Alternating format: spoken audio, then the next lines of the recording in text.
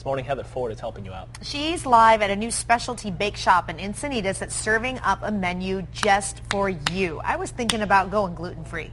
Were you? Yeah. Oh, Shelley, you know, it's interesting because people who choose to go gluten-free, it seems like it's so difficult, but nowadays it seems like actually there's a lot of options, and Nita has to eat gluten-free, and so we're talking about not only the baked goods that they make here at Good to Be Bakery, which is all gluten-free, but things for your family that you can take on the go, that you can just have in the pantry. There's so many new options. Absolutely, Heather. It's come a long way in the last 10 years since I was diagnosed with celiac disease. All right, so we've got a lot of the options here. Can you explain some of your favorites? Absolutely. I just mentioned to you I missed the Oreos the most. That was the one thing that's irreplaceable, and it's just come such a long way.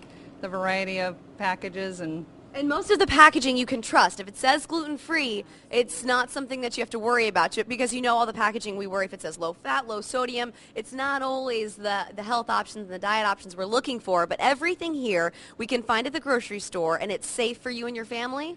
yes, and even products that you would have thought would be okay before had mild sort of secret ingredients you wouldn't think about, like malt. Malt is barley. Rice Krispies now are gluten-free. That's an old favorite. My son just made me Rice Krispie treats recently because before that I couldn't. Oh, how awesome. That's good, too. If you find the ones with the colors, then you can do it for Christmas and the holidays, Absolutely. which is really cool. So now you don't have to worry about making sure that all those additives are out. Everything is labeled. It's good, and you can get these at Whole Foods or in your freezer section, things like that. Even the regular grocery store. And you know what? Wow. I'm a label reader, and so when it's labeled gluten-free, I can trust that. Awesome. And Anita, you've been living with celiac disease. A lot of people don't know what that is. I want to get over to Dr. Kagnoff. Good morning to you. You're here with us to explain what celiac disease is, and for those folks out there who are suffering with it, what is that? Celiac disease is a small intestinal disease that damages all the absorptive lining of the small gut and is activated by gluten.